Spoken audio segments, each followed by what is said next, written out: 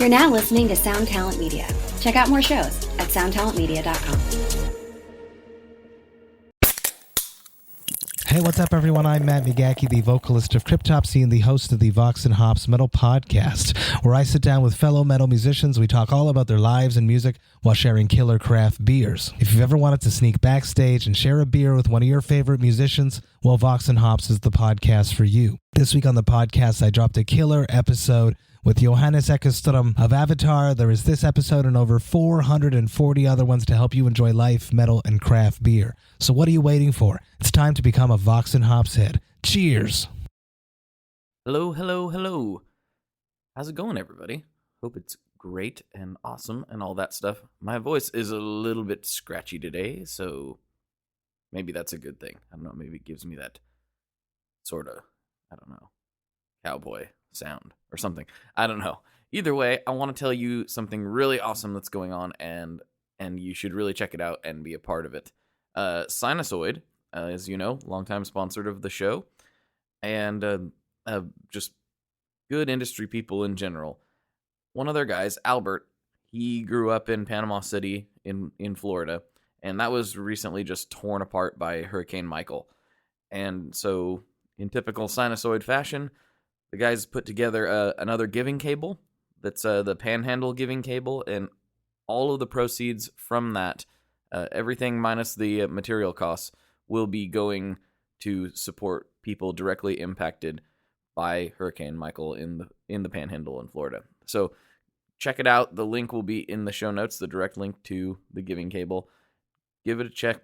Give it a check. Is that a thing? That's not a thing. Go there, check out the cable. It looks great, and it's really doing a good thing. I can't say much more about it. The devastation is really, really awful, and it's a good way you can get a cool product and help people out at the same time. So make sure you check it out. You like rad stuff? You like rad stuff and potentially getting it for free? I know I do. I'm sure you do too. So right now, you should go to gunstreetwiringshop.com and check out their Halloween giveaway, which is almost over because it's almost Halloween. And they are giving away a custom wiring harness kit with some Revelator pickups from Righteous Sound Pickups. Yes, those two companies have come together to give away something rad to one very lucky, spooky Halloween individual.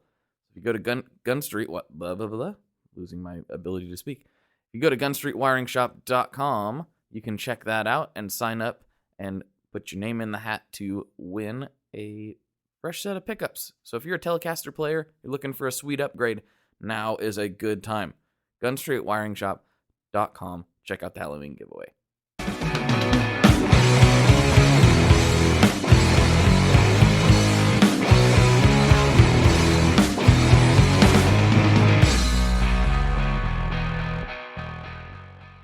Hello, everyone. Welcome back to another episode of the ToneMob.com podcast, the show about guitar tone and the people behind it. I'm your host, Blake Weiland, and I have returning. This is kind of an interesting return since the last episode with him was just very short. Florian Schneider of Millimetric Instruments. What is up? Hello. I'm fine, and you? I'm doing good now that we made this stupid thing work. Yeah. Technical gremlins, man. Yeah. Well, all computers and weird programs. So yeah, I but guess we're here now. Yeah, we are. That's what matters most. I think the listeners would be very interested to know that first of all, you've been on the show before. If you guys haven't listened to the New York City episodes from, 2 years ago now, or is it a year and a half? It was a year ago, because Fear The Riff was in October. That's right. Fear the Riff was in October. I'm getting mixed up because it was in August this year. That's why I'm getting confused. Yeah. But okay. It was a year ago, I think. Yeah, so a year ago, we recorded in the windy parking lot at Fear the Riff and just gave a real basic kind of, 15, 20-minute rundown. So we always said we wanted to do a more in-depth version, a normal version, and so here we are. And since then, you received your baritone. This is true. Yep. Since then, I received my baritone, and it's so good, Florian.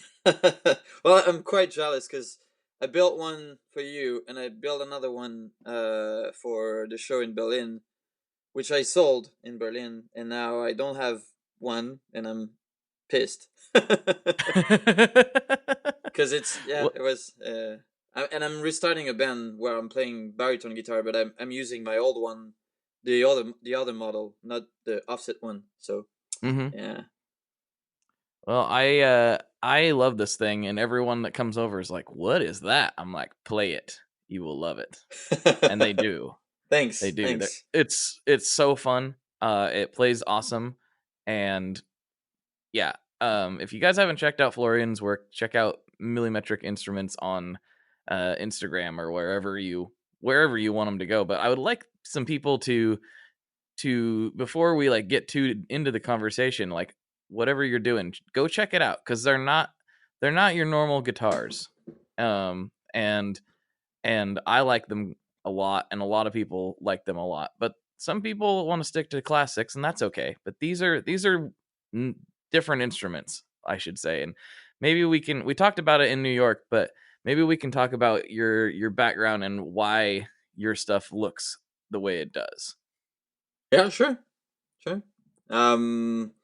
Well, first of all, I think I always want to try to do things differently, and to do things like in more minimalistic way.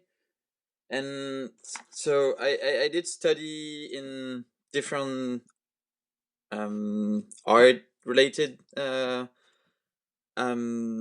studies. So before I started studying in art, because at the time it would be right after high school. I was doing kind of graffiti-ish stuff.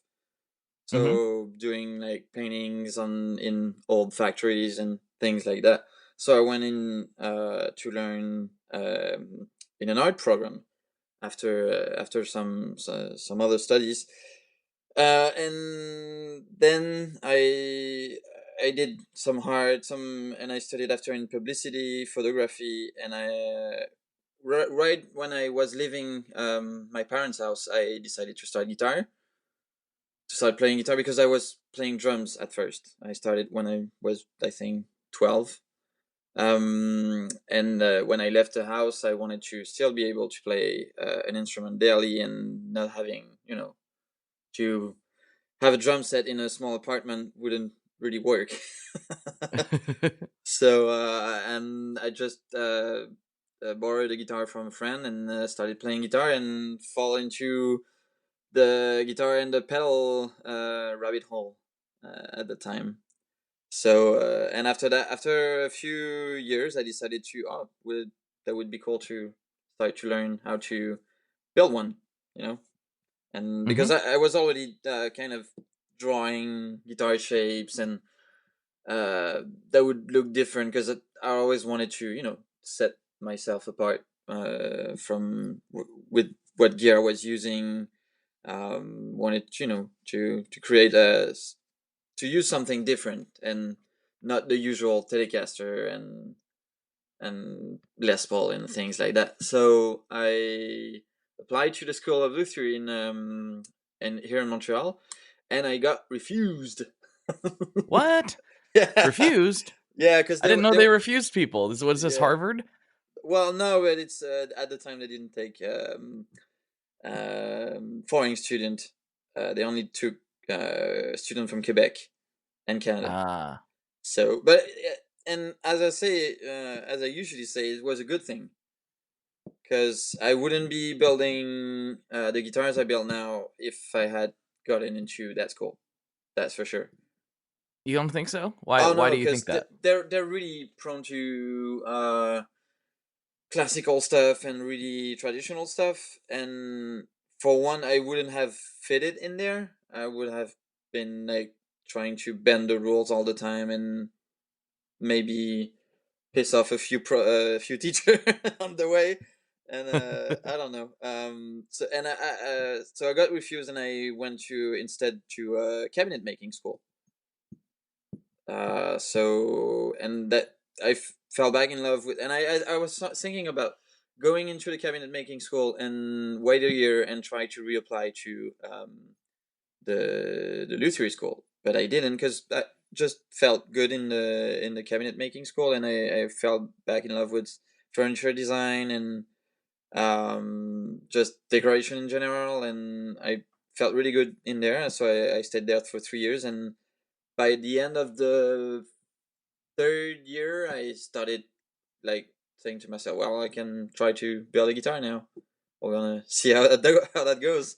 And I built the first one, and then Millimetric instrument was kind of born in a way, because It seems like you kind of hit the ground running once you did make those first guitars. A lot of people were kind of immediately drawn to them. Is that accurate in saying that? it took a few years, but I think the first I needed a few years in anyway to learn the craft, and because I wasn't really a proper trained luthier. I wasn't doing I didn't know how to do a fret job. I didn't know how to do adjust the neck and things like that. So I needed to build one and build a few other ones to perfect them. But the first few years, I had like some friends that wanted one, and set up this a Facebook page, and uh, got a bit of attention from a few other pages, and but I think after, what was that, maybe after 3 years, 3 years after building the first guitar, I got another order, and I did a design show here in Montreal called the Sucaset, and that really that's when I started my Instagram account, I think, Mm-hmm. and Instagram was really why why the business went on, because a lot of people saw me there, and I tend to post quite a few pictures, and that really, I don't know, I got me attention. So Yeah, that's where I found you first, was through Instagram, yeah. for sure. That's where I find most things, is through Well, their yeah, and Instagram pages. it's a good thing for that, and it's an amazing tool for small builders, and well, more and more it's harder and harder for a smaller account to get bigger and to grow. But I think it's still an amazing tool to grow your brand and your company, I think. Mm-hmm. For sure. For sure. Yeah, it's definitely more difficult than it used to be. I do miss. I'm not gonna. I do miss the old algorithm. I Yeah. gotta say. I Yeah, think everybody does, but yeah, it was, I don't know, by the time when there was no publicity, and I don't know, it was simpler time. yeah, that's right. Yeah, no kidding. You remember back 2 years ago? It was wonderful. But like you say, it's still really important and very viable. It's just not. It's not quite as good as it was for a smaller starting up, Yeah, yeah, type yeah. situation. I started the show that I'm co-organizing, Sonor. I started the Mm-hmm. account 2 years ago, and it's really hard to to grow. Well, it's not a brand; it's a show, so it's different. But I think you can still see that it's hard to reach people and get attention and blah blah blah. Yep. Yep. That's the classic struggle these Yeah, days. yeah. Everybody's dealing with it. They really are. Yeah. Um, so one thing I was curious about, I think we talked about this a little bit, maybe in the prior episode, but I don't recall. Like, what kind of, you said you were playing in a band that you need a baritone. What kind of music do you play? What are you into? What do you listen to? Well, right now, we were that band was at first I was on guitar. Then I moved to drums because it uh lost a drummer, and I the guitar player from my previous band joined in, and we were a two-piece band. So we were playing like kind of math rock / noise rock kind of stuff. Mm-hmm. And so yeah, now I just I don't feel like I have a good level to play the drums in that band, so I wanted to, and I wanted to restart playing the guitar. So I went on the baritone. So yeah, now we try to find a drummer, but we play kind of math rock / noise rock, influenced mostly by I would say um kind of do you know Lightning Bolt? I don't know Lightning Bolt. It's kind of, well, it's not, because a French band called Pneu, which is tire in English. Okay, nice. Yeah, and we love that. We both love that band, the guitarist and me, and it's like kind of fast playing math rock and noise mixed together, and it's a Cool. 2-piece band as well, and we wanted to go in that vein, but we like math a bit too much for, well, I'm not good in math, but I like to play complex pattern in music, and we decided it would be good to be a 3-piece, and we would be able to play more complex stuff, and so kind of in that vein, like fast math rock um, noise with like a lot of pitch shifting and things like that. Sounds like fun. Yeah, it is. Nice. But Nice. in general, I think I grew up mostly listening to um punk, hardcore, um stoner music, and like post-hardcore, metal hardcore, all of the kind of extreme branch of punk and rock and roll music, I guess. Mm-hmm. Uh, Am I remembering correct? I could be mixing you up with somebody else. Seems like, were you a big Shellac fan? oh yeah, Okay, I thought so. I was trying, like, yeah. I'm pretty sure it was Well, Florian. and it's Steve Albini, who is the guitar player of Shellac, for some you don't know. Is the kind of the reason why I started building guitars, because I was trying to emulate his sound, trying to Mm-hmm. nail that Albini tone.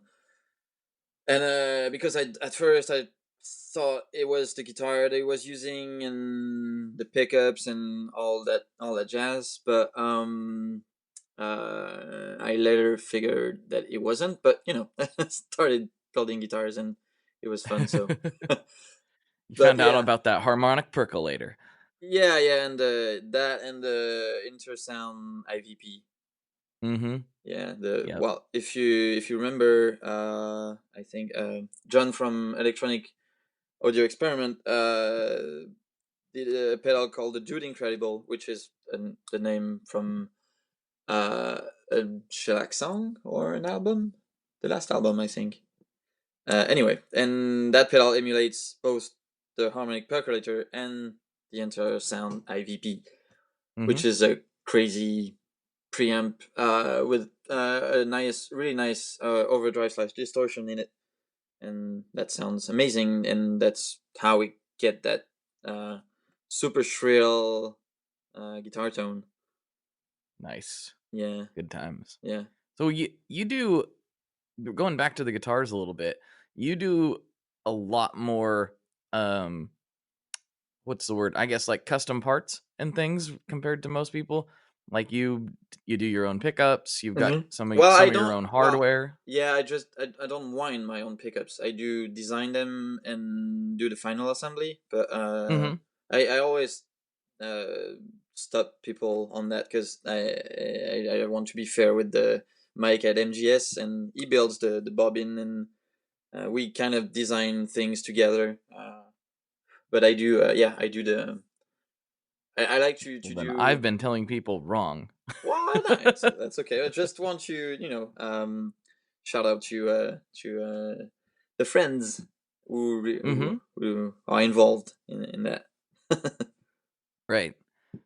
So, but what about the hardware and stuff? Is that Yeah. do you do that, or Yeah. did you just design it, or how'd that work? Yeah. Well, I designed that, and it gets laser cut. So I don't make it per se, but I design it, get it cut, and after that just do the final like threading Yeah, and things on threading and it, things. painting and. Yes, But yeah, it's I like doing my own parts. it's cool. It sets things apart just even further. I think it's Yeah, it's a cool thing to do. yeah, and to me it's because I don't want to feel like I assemble guitars. I want if I could build my tuners, I trust me I would.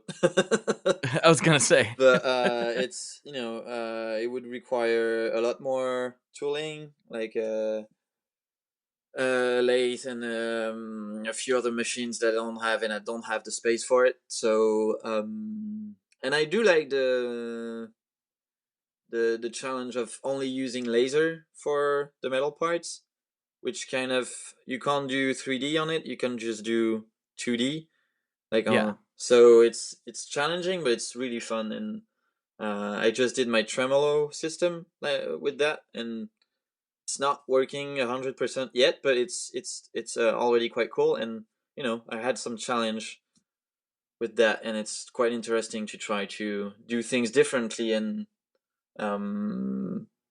just try to not reinvent the wheel, but just have fun with some parts. I think right. it's Just putting your spin on it.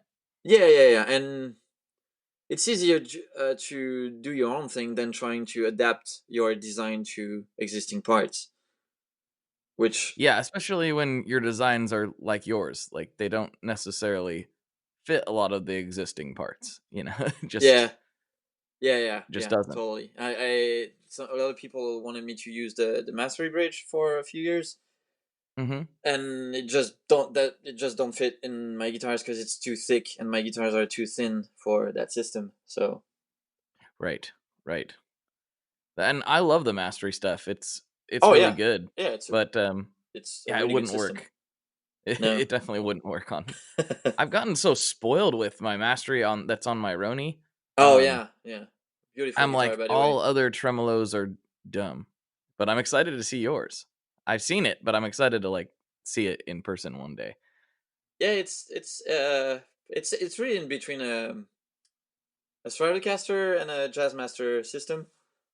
So it feels in between them because it has that hard feeling from the trem arm is kind of hard to push down and push up, Mm-hmm. which mine doesn't do. It doesn't go up now, but it will. And the Strat feels really smooth, and it's really easy to bend down. So it's kind of in between both, and I think it's a nice feeling because I with the Jazzmaster style you can't go down super low because Mm-hmm. it's really hard to push, but and on the Strat it's a little bit too flimsy, I feel. So I think I agree with you on that. Yeah, it's a good in between for me, and but I still have a lot of things to perfect on it. that'll be cool. I'll be Yeah, cool to see when you do. But yeah, I'm with you on the strat trims. For me, they're just a little too floppy for me. Like, which yeah, sounds kind of silly, right? We want things to be easy, but like I feel like they shift so easy that like I can go too far too yeah. That's quickly. it. Yeah, yeah. And so I like a little resistance. Yeah, well, I think you like the system, but as I said, it needs a lot of refinements. But anyway, It's cool though. I mean, I like that you're like approaching it as a sort of a design challenge, and it's a good mindset to have. Like, yeah, most people use what's available, and that's cool too. It's cool. There's not that many people like I want to make a tremolo because why not make a tremolo? yeah. Well, I think it's also the thing.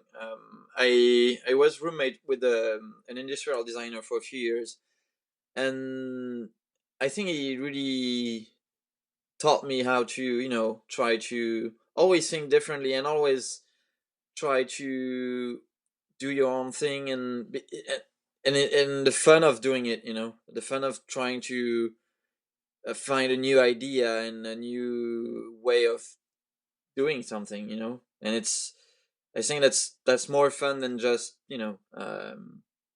well, to me, some people just are perfectly good with, doing telecasters and things, and that's okay, but I just don't see myself like that, so mm. Yeah. No, I mean, I was gonna say some of the designs and the way you do things has a sort of industrial design Oh yeah, feel. yeah. And I don't mean that in like some sort of weird cold way. Like they're a nice blend because they still look like a guitar. It You know what I has to, mean? yeah. That's often what I say. To me, it has to pay tribute to the past, but look into the future. Mm-hmm. But still not look too futuristic. I don't know. It has to. It's always like, everything. It's a balance. It has to have a good balance in between, looking vintage and looking modern, and because a lot of modern guitars I don't really like because it just weird and not guitar-y looking. Yeah. Like, I don't know, the Strandberg, I think, and not the Strandberg, the Yeah, Strandberg's has one for sure, like the headless well, and yeah, all that stuff.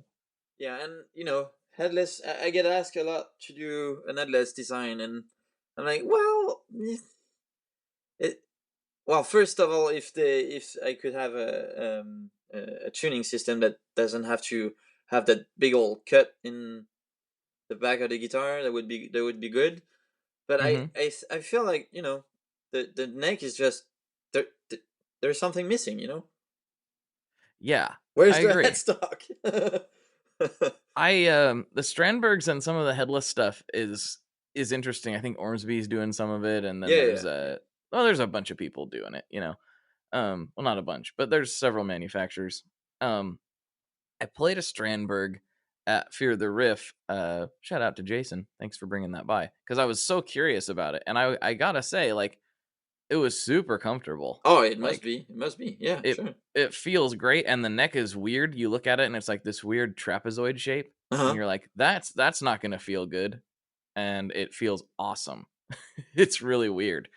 Um, they're a brilliant design, but I'm kind of with you. Like I waffle back and forth. Sometimes I'm like, you know what, those look really cool, and then sometimes I'm like, they look a little weird. Yeah, it's kind of like, the Steinberger of the 80s and all the weird design that just wanted to be futuristic and different, and I think it's good to, to look in the future, but you still have to pay your tribute to, and you're designing an object, and an object has some codes, and you have to respect those codes that are tied to the object, So I Mm-hmm. think it's important to always remember those.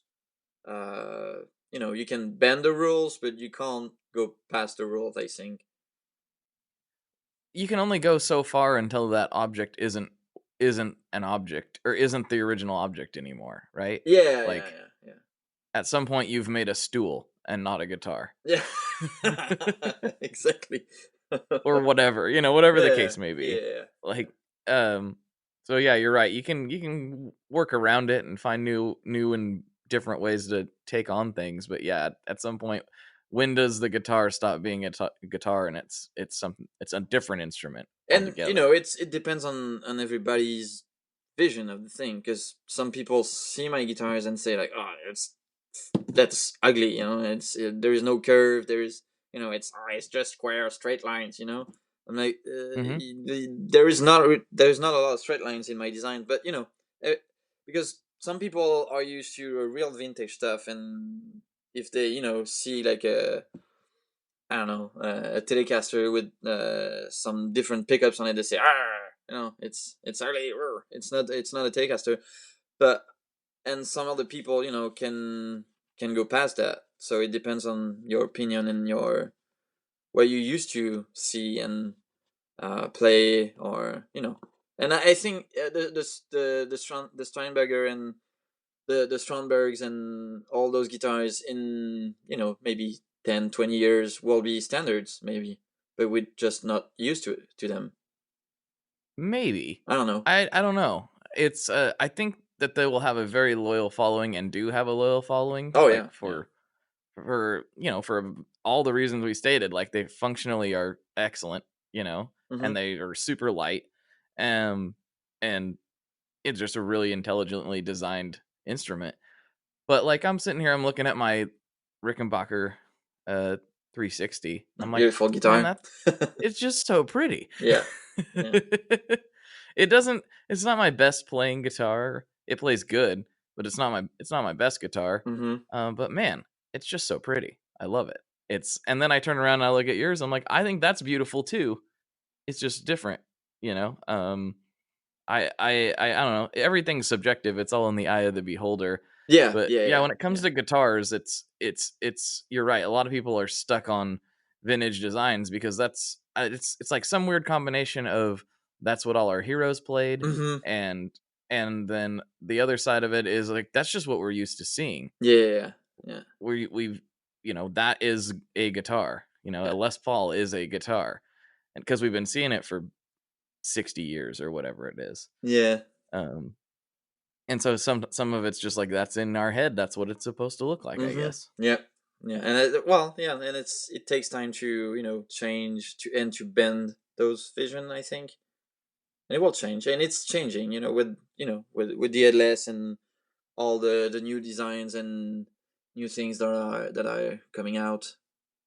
So, Mm-hmm. and it's good. It's good, but it takes a while, and it took me a while to get people uh, maybe being interested in what I do, especially when I had just the double cut design and not the offset and the single cut. Once I released the offset design, people were a bit more. It was a good door to enter to enter my brand, I think. Mm-hmm. Because when some people first see the double cut design, they say, "Oh, that's way too weird for me." But once they see the offset design, it's a bit different sometimes. The offset design is definitely my favorite. I think it's your best job of doing what you said. Like it still looks like a guitar, Mm-hmm. like very much so, Yeah. like what we're used to, but it's got this modern twist to it. And I don't know. Every time I see one, I'm like, oh. And then like people have come over before. Andy from Pro Guitar Shop came over well, Reverb now. What am I saying? It hasn't been Pro Guitar Shop for a long time. Wow. Stop it. Sorry, Reverb. Well, old habits. um yeah, exactly. Um he came over and was just like looking around and playing some stuff, and then he just looked up because it's up a little bit high on the wall, and he's like, "What is that?" In a I would have loved to been there because I remember watching Andy's videos. Like I think 10 years ago when I arrived in Montreal and looking at pedal demos and things like that, and yeah, that would have been a funny moment. yeah, he played it. He liked it. Oh wow, So nice, yeah, nice. he was like, "Man, this thing is trippy. This is." And I was like, "Oh, you got to play it. You got to check this neck out. Like that neck is great. I don't know what the dimensions are. I don't know anything. Like everyone always Oh, asks for me you, what. yeah, it was Yeah, baseball bat. yeah, Yeah, it's you big. wanted baseball bat. Well, and it's not baseball bat per se because some neck can be bigger than that, but it's pretty big for what I usually do.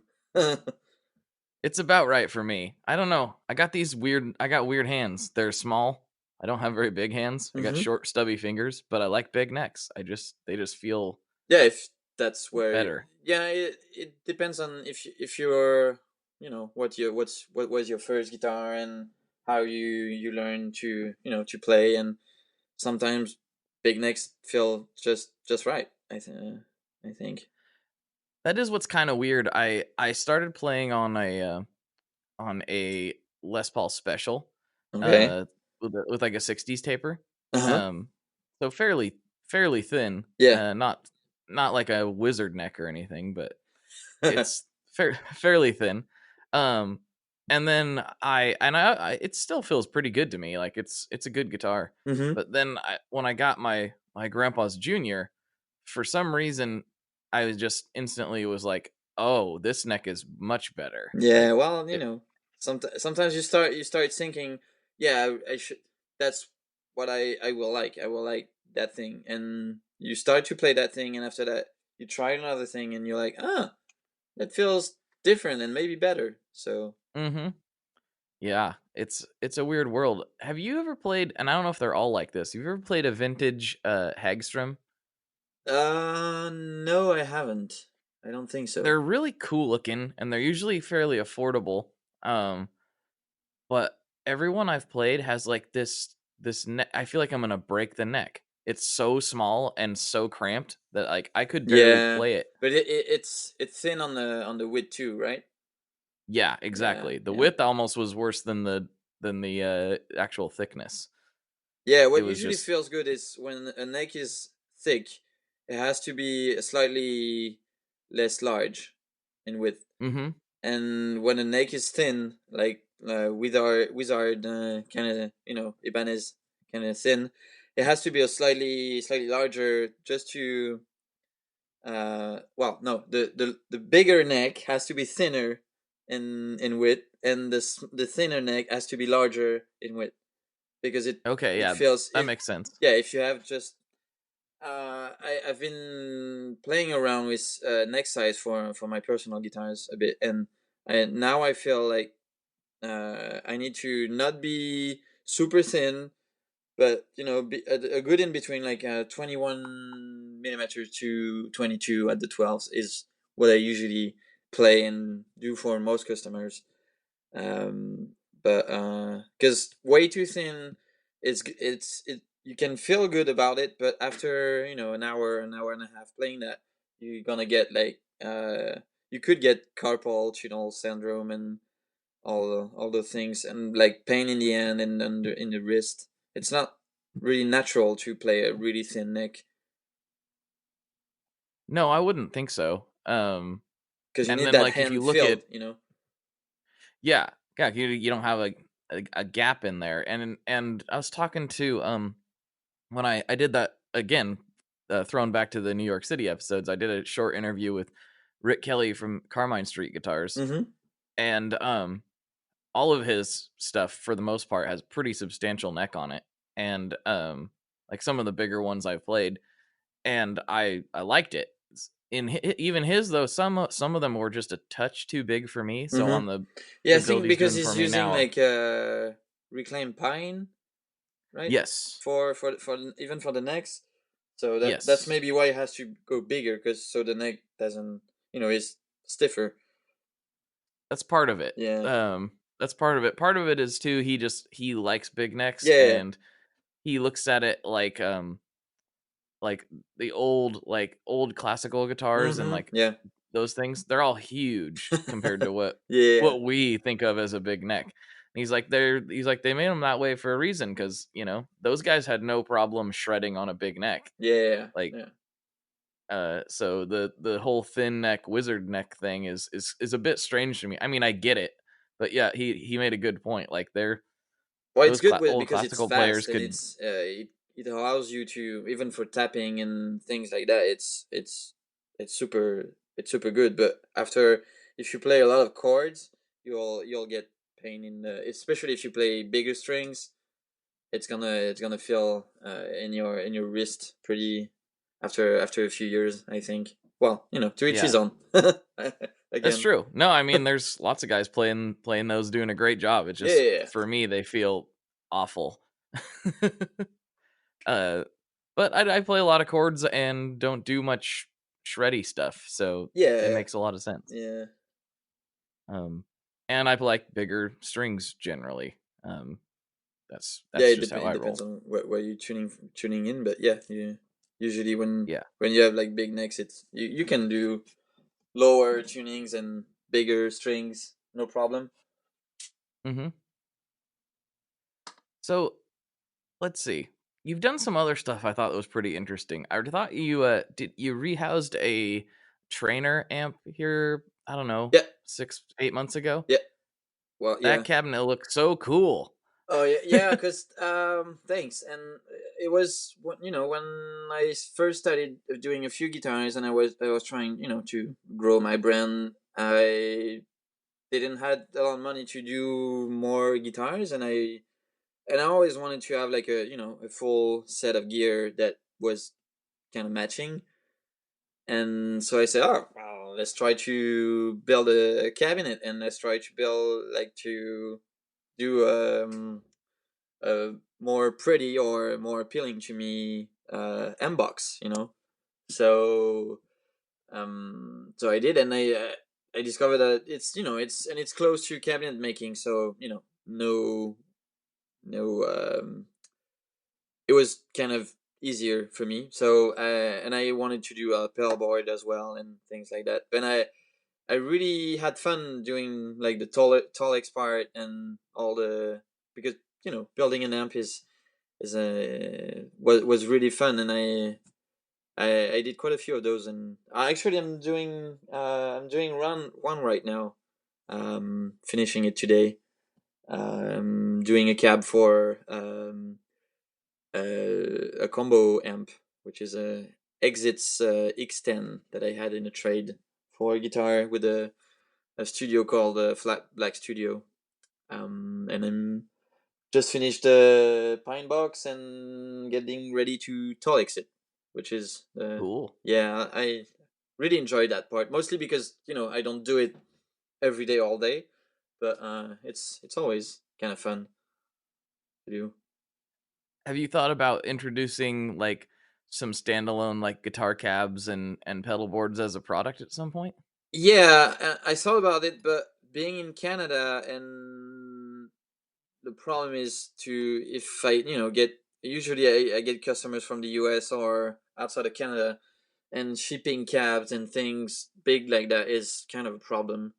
And I didn't want to. Well, I might do an amp someday, an amp design, but I won't be building it. But I would build the head cab and designing all the things around it. But building cabs, like 412s and big things like that, is kind of a problem to ship after that. And I don't know if I want to get into the trouble of that. It does, yeah, and then shop space. They take up a lot of space, Yeah, if you were yeah, to yeah, have yeah. several of them, in stock or whatever. It could be a problem depending on how big your shop is. Yeah, and I don't really have the time to do that. So, which is a good Yeah, you problem to you have. don't seem to have any shortage of guitar orders to be No, working no, on. no, no, no, no. Which is it's a good thing, and I'm glad, because it's now my full-time job. And I, like, if you would have tell me like 12, 10 to 12 years ago, I would be building guitars full time and having my brand, and I would have like, no, that's not gonna happen. But weirdly enough, it happened, and that's where I'm at right now. So, but if I, Well, I if I can. didn't had that much orders, I would probably do a few custom, because I like to do rehousing. That's a fun thing to do, because you're just taking not necessarily an ugly thing, but most of the time an ugly amp, and just trying to make it look pretty, or prettier. Yeah. Well, you did a good job on those. I thought they looked like really Thanks, really nice thanks. when they got done. That trainer one sticks out for me for some reason. I The just one remember with being like, the oh walnut man, front, or yeah, yeah, yeah, yeah. yeah. Mm-hmm. I It remember was a just fun thinking one. like that is so delicious. That's the amp I play all the time in my band. Let's talk about walnut a little bit. Mm-hmm. You made my neck out of walnut. Yep. You got a thing for walnut for any other reason other than it looks awesome? It's also well, yeah, it looks pretty. It looks pretty cool all the time. Often when you choose the board well, but it's also because I don't use any exotic woods, Mm-hmm. and I refuse to to use ebony or any other things that come that is restricted, or rosewood, or wenge, mahogany, anything that came from outside Canada or the US. I try not to use that. I usually refuse because to me it's not ecological and it's not eco-friendly to use that.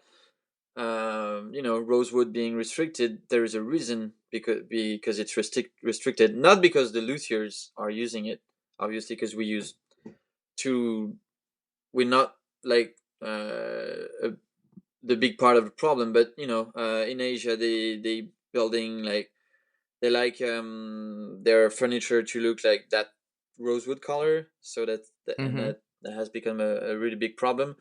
So now it's regulated. Ebony is gonna be regulated pretty soon, I think, and I don't have to justify to use wood that is endangered and harvested by poor people in a country where they don't have good wages and things like that. So I don't want to encourage that economy. What do you think about what Bob Taylor did with his like basically taking over that business in I think it's in Africa. I can't remember where he did it at. Do you know anything about that? Yeah, I think he took over some plantation and some mill for that, which is better. But the problem is you're still shipping, because part of what people don't, because part of Taylor is produced in America, but a good bit of Taylor's production is like the wood is harvested in Africa or anywhere else, and after that shipped to China, and after that shipped back to the US. So that's a lot of travel for material that you could just have, um, that you could just get out in the US or closer. Like take an Mm-hmm. example, like the Godin factory in here in Quebec in Canada. They mostly produce their cheaper models with local woods. They don't use any ebony or any other exotic material, and you can produce and they're really good guitars. It's not like they sound like cheap or anything. They use like cherry for back and sides, and even I don't think they use for tops, but and for necks as well, and they sound amazing. They don't you can buy a really one from a few years ago, and it's gonna be top notch. And I think it's just because uh, customers are used to have a mahogany neck and a rosewood or ebony board, and that they want that, and they produce that. But they could produce a perfectly good guitar with local woods and things like that. At the guitar show that I organized, the Sonora Festival, we this year we had the EGB local wood challenge coming to the show, which is trying to have a few builders out of the show trying to build a guitar only from local wood, and to raise awareness about not using exotic woods and all the problems that can come about with that. So I think that's the reason why I choose to use only like maple, walnut, and only local woods, because it's better, and I try to do my part. Right, right. And, Well, one thing that was interesting is there's a project that I'm working on right now that we were trying to figure out what kind of wood to use. It's this very small piece that we need, like just a couple inches, but we were trying to figure out what kind of wood to use, and we pretty much landed on walnut because it just looks the best and it's mm-hmm. easy to get. Yeah. Um, but we were like trying to farm around, like, okay, well, where can we get this part made? Can we get it made locally? Do we need to go overseas? Like, how are we going to do it? And it was actually, I found out, more expensive to get walnut from overseas because they have to get it from Oh here, yeah. ship it over, Mm-hmm. and then make it and then ship it back. So it's just easier to keep it all local, which is not usually the case for like small parts like this. Well, Um, yeah, you just have to find some people that want to do it, because usually you get, it's like when you're trying to use a like a CNC, and nobody wants to charge you not a lot of money for it, because they don't want uh to uh to take that machine for just a small part. But you can find some people that will do small parts without having to go to China. yeah, we got that figured out. I just thought it was really interesting. I didn't ever think about that. I'm like, oh, it'll be cheaper, and it was like, it's not. Well, yeah, Well, and even if it's a little bit more expensive, I do feel sometimes it's better to go with the more expensive way. I don't, just to make people, local people work, and I don't know.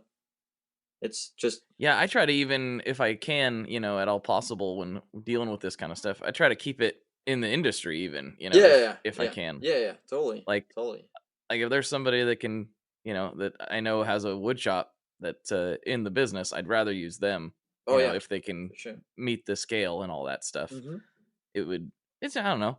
I like this business. I want to see people continue to be in this business, so I try to support um, other guys as much as possible.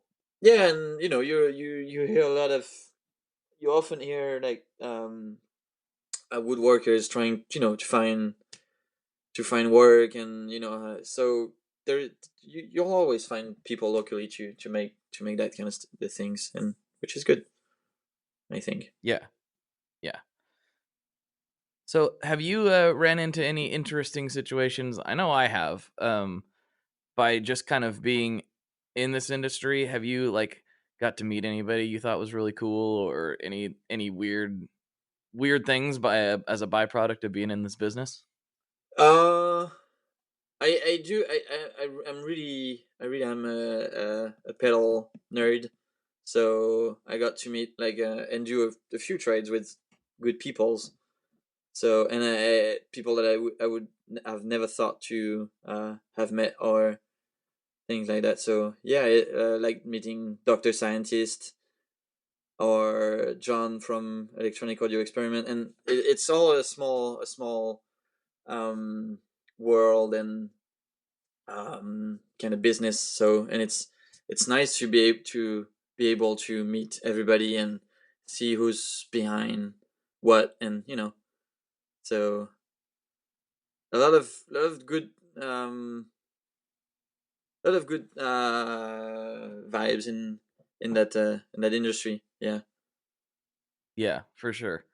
I was just recording another podcast here recently, with Joe from Balgear Guitars, and he was a big Mesa Boogie nerd, Oh yeah. and he went down to Mesa Boogie and like checked it out and everything, and he's like, it's just not as big as what you would think, No, and I'm no, like, that no. is the reoccurring theme in this industry, is like there's almost even maybe when you get up to Gibson or to Dario or Fender or something, they have these big spaces, but like most of the companies, it's like, huh, this is a lot smaller than I thought it would be. Yeah, well, It's just, it it is what it is. because it's usually one person shops, and trying to get make a living out of that. So yeah, my shop is really really small. Like tall people have a hard time fitting in there because it's in the basement of the house. So yeah, Nice. but Yeah, it's a weird business. Everything's a lot more condensed than what people might imagine. and it's nice because It's people are reachable, I think. yeah, for sure. You can Yeah, everyone's generally available, yeah, yeah, you Um, can do special projects, and you can talk to people, and it's or share stuff, share ideas, and especially in guitars for me, and or I tend to be to be good friends with the pedal business community, and like Seb from Ground Control, and all those people, and it's fun to talk with some other builders that don't build exactly the same thing, but and you that way you can get ideas and feedback on different things, and like doing the Sonora festival was really really really cool, because you get to meet like builders that are sometimes pretty far away, and it's nice to be able to meet them and uh, just talk about the industry for a few days.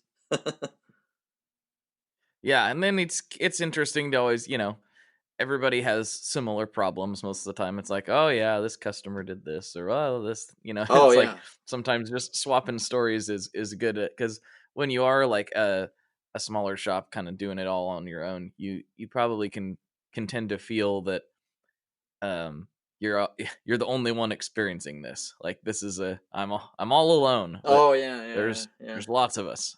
yeah. And there's a lot of weird stories with customers. I am sure, Oh man. especially in well, for custom guitars it could be different, but I think for pedals it must be like weird, I don't know, problems that arise from, I don't know, pedal not Well, I working, mean, and it's working when it gets back, I don't know, things like that. yeah, there's that, and with pedals, I work with a few companies on that stuff, and I field some of the customer service questions sometimes, and it's I got one the other day where it's like, "Hey, I bought this pedal from you, and it sounds good, but it's coloring my tone even when it's off," and I'm like, Okay. "That's it's a true bypass pedal." like I don't know how that could be unless you just had really long cables um in between the two, you're like, that's the only thing I could think of, and like no buffer. Um Oh yeah, you know and even the most true bypass of the true bypass pedals will add something to your true bypass sound, and that's the way it is. If you don't want that, just don't use pedals. yeah, well exactly. I'm like, well, I'm like, I have this pedal. I've played this pedal and it's almost nothing, it adds a little bit of capacitance to the chain, but it's Yeah. like if you have a good setup, or you should just know that.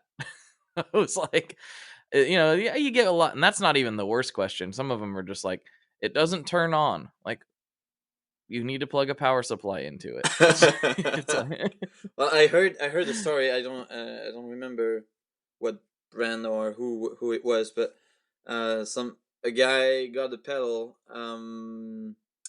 said, "Oh, there's a problem with it. It doesn't sound right," and so he sent the pedal back, and the guy just sent the builder just sent the pedal back again, and the dude said, "Oh yeah, it's fixed now. It's working perfectly."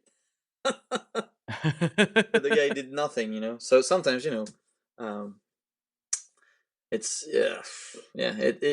I'm not a pedal builder, so I don't have all the stories about that, but it must be like a lot of fun and not so fun things that happen to them, I guess.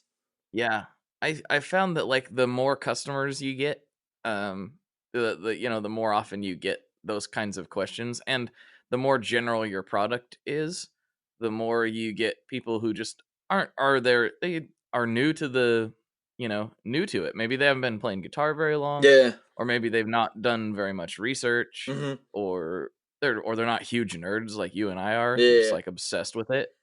Um, and so the like strings in particular, it's like I've heard some horror stories about string customers sometimes. Oh It's yeah. like, Like what? oh yeah, because it's more general. It's a Mm-hmm. low barrier to purchase. So you get, and to have a string company, you have to have a lot of customers. Yeah. Yeah. Yeah. Yeah. I Because bet. they're not that expensive, and Uh-huh. you need a lot of people to buy a lot of strings. Mm-hmm. Um, and so you get a lot more of the general I guess the quote unquote the general population who aren't like huge geeks like everyone that listens to this show and us.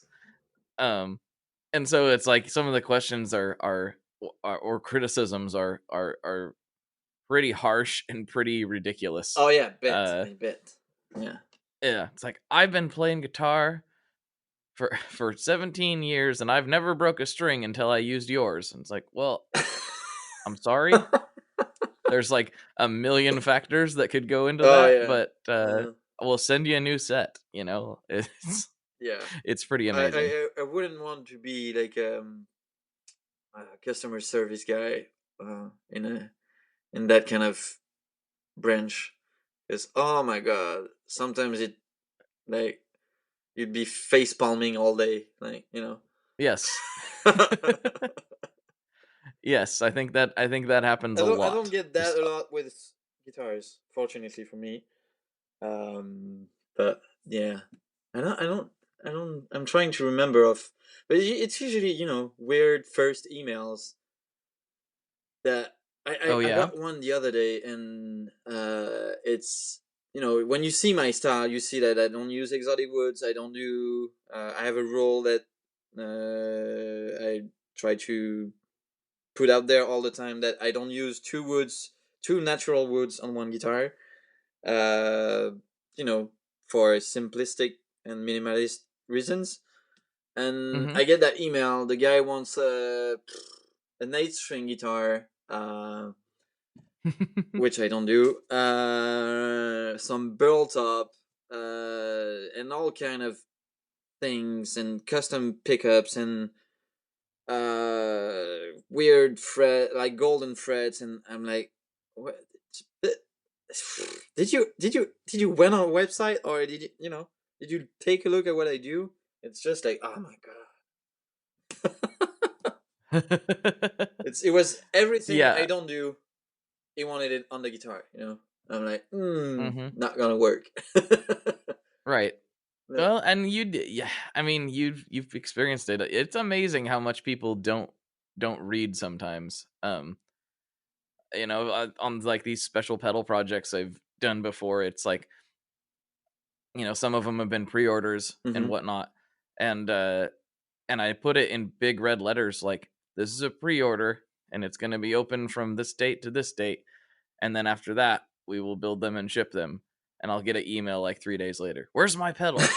Like, and I'll like put pre-order like as the item, so it's like blah blah blah pedal pre-order, and so when they get your order confirmation and everything, it says pre-order in everything, and it's like, where's my pedal? Like, yeah, come on, come on, just read the email.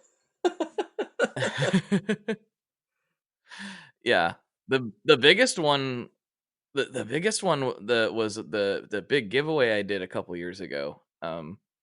Got a whole bunch of companies together, and we gave away a full pedal board and all that stuff, amp, guitar, and man, so many people were like, I like put a big huge thing, like when you click to enter, it was like, you will be contacted by all the companies that are involved in this giveaway. Like, that is what is going on. So if you give us your email, you're going to get an email from me, you're going to get an email from JHS, and you're going to have to unsubscribe from all these people if you don't want to hear it. And still, so many people were like, I can't believe you sold that list to all these companies. Like, it's the well, it's the last thing you saw before you clicked enter. Yeah, just read. Wow, Please read. Yeah, sometimes you wonder if people know how to read, but they just see free things and let's go. Yeah, I need it. I need it all. Yeah, I've never gotten so much hate for giving away like $8,000 in gear. I got so much hate on it. Yeah, it was so much hate. That's why you didn't. It was ridiculous. You didn't do it after. Well, the hate I got was like, oh, you sold our emails, which I didn't. I just gave it to all of the participating manufacturers. Yeah. Which is why they participated in the first place. Yeah. And then I got like when the guy won it, he had a lot of gear already because he was a gear nerd. Well, it's like, I didn't pick him. Like, And so a lot of people are like, what'd you give to that guy? I'm like, because that's what the random number generator said. Yeah. Like, what do you want from me? Yeah, it's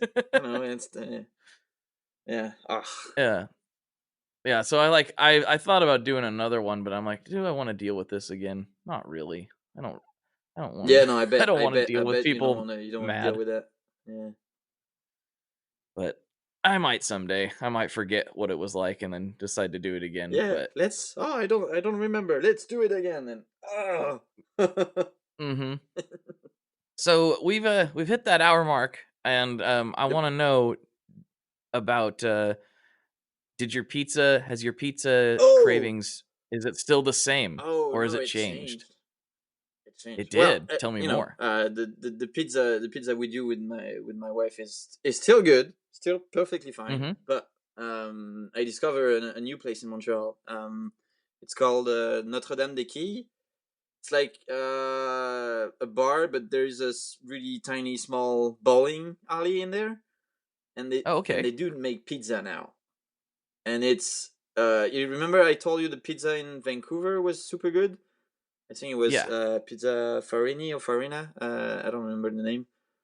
And that those guys makes the same pizza now, and it's so good. Oh, Yeah, nice. yeah. It's Nice. I have to go back there someday soon because it was super good. Like thin crust and lots of oil in, like, I don't know how they do it, but it was super good. So yeah, it changed. I'm really hungry now. Really, really hungry. I haven't ate lunch yet, and so I'm just like, Oh yeah, no. yeah, pizza. I did a bad thing this week. Not bad, but probably not good for you thing. Where I'll wrap this up here shortly, but I didn't on Monday. All of my meals were pizza. Oh wow. I went to the pizza place for lunch. It's like my new favorite place in town called Scotty's Pizza Parlor. Okay. Uh, New York style thin crust, like it's legit. Yeah. Like Nice. it's Nice. super legit. And I went there for lunch, and then we were going to a concert that night. And I drove up. My wife's like, "I want to try that. You keep talking about it, and you haven't taken me because it's not right in town. It's in. I'm not. I don't live directly in Portland, and this is in Portland. Yeah. So, um, I was like, okay, I'll take you there. And I went back, and the waitress, she didn't shame me, but she kind of did. She was like, "Were you in here earlier today?" I was like, "Yeah." Yeah. She's like, "I thought I recognized you." She was like she was just like, "I just want to make sure I wasn't going crazy." I'm like, "Yes, I've ate nothing but pizza today. Shame on That's you. what I've done." Shame Well, two pizza in a day, it's okay. Yeah, it's fine. Yeah, I As just long as you don't eat. eat that every day, all year long, it's okay. Okay. Well, thanks for reassuring me. All right, Florian, where can everybody find you on the interwebs? Where do you want them to go? They can go on Millimetric Instrument on both Facebook and Instagram. Although Instagram is a bit better because I do spend more time there, and I don't Mm-hmm. spend much time on Facebook these days.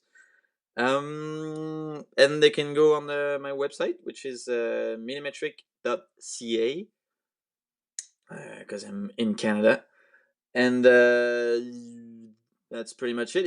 If anybody wants the news for the Sonor Festival, which will be back in 2019, you can go to at Sonor Fest MTL on Instagram and Facebook, and sonorfestival.ca on the interwebs. Nice. Yep. Nice. All right, man. Well, thanks for coming on the show. Well, I'm glad we thanks got to do for this. having me. It was Yes. a pleasure. Yes, thank you very much. Now we're going to slide over to Patreon. All right. Uh-oh, that was a tease. Ooh. There's going to be more, but it's on Patreon. All right, everybody. For Florian, this is Blake. And as always, folks, good luck and good tones. There you have it, folks. There's another one in the can, bag, or whatever sort of holding device, Tupperware container. Either way, it's in your ears. So I hope you enjoyed it. I really, really, really appreciate you taking the time to listen. And if you have some time, go check out Florian's guitars. They're really, really cool. I love my baritone. It's a fantastic instrument and a really unique take on guitar design. And just, I don't know, they're just fantastic. So go check them out. It's really, really cool. Also, something you might be interested in, we've got the Demogorgon V3 out right now, and we're right in the early stages of the 2-week pre-order period. So Adventure Audio tweaked the V2, made it have a wider range. It's a lot more usable. You can actually get really pretty sounds out of it now, and there will be a demo dropping pretty soon of yours truly flubbing around on the guitar, but I do show off some of those prettier settings, and there's also a couple other demos right now at tonemob.com/store. So the deal is, we weren't going to make another one. If you've heard all this already, I'm sorry, but there's some folks who haven't. So we weren't going to do another Demogorgon. It was never in the cards, but we got so many emails about this thing, even more than the Kyber. It's kind of crazy. Between Christian and myself, that we're like, okay, we're going to release another one. We're going to put it up for a 2-week pre-order, and anyone who wants one has to get in on that pre-order, and then it's done, because we both got too many irons in the fire to try to make this an ongoing kind of existing product. So 2-week pre-order, it's open right now. You go to tonemob.com/store, you can check out the demos, and it's really cool. It's a fuzz, tremolo, reverb, and Christian has done some great tweaks to the circuit to really make it stand out, and it's purple and sparkly. Who doesn't like purple sparkly things? It's fantastic. I'm like kind of over the moon on it right now. I'm really, really, really enjoying it. So check it out and let me know if you guys have any questions about it. Email me at info@tonemob.com. Hit us up on the Facebooks, the Instagrams, the Twitters, all that stuff. Tone Mobbery is everywhere. Or mostly everywhere.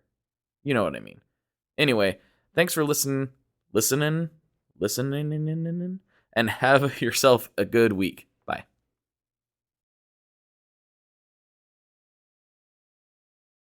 One last thing before we totally sign off here.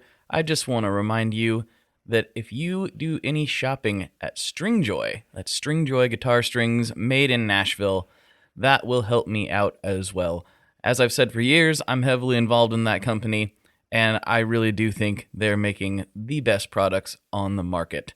So if you would like to try custom strings, go to tonemob.com/stringjoy and check them out today. I seriously love what the team down there is doing. I help them out with all kinds of things, and by you supporting them, you are also supporting me as well. And hey, you need some strings, so why not get some custom strings just for your guitar and playing style? Again, the link for that is tonemob.com/stringjoy, and that will take you right to their website, and you can do all your shopping through there, and that will help everyone involved out. So thank you very much. Talk to you next time. We are brought to you by the wonderful folks at Gun Street Wiring Shop. Yes, Gun Street Wiring Shop. I've talked about them before. I used to say based out of Bend, Oregon, but guess what? Sean moved to my neck of the woods. Sean's in Portland. Sean is awesome and has helped me with a bunch of stuff lately. And if you have wiring needs for your guitar, he can help you too. If you want to get weird with it, he can get weird. If you just need to spruce things up a little bit, there's your guy. He takes all the guesswork out of doing your guitar wiring, and he makes it simple, and his customer service is top-notch, and I can't say enough good things about Gun Street as a company. I really respect Sean and what he's all about, and the product is top-notch. I've got 3 different guitars that now have Gun Street harnesses in them, and I could not be happier. So go to gunstreetwiringshop.com and check them out.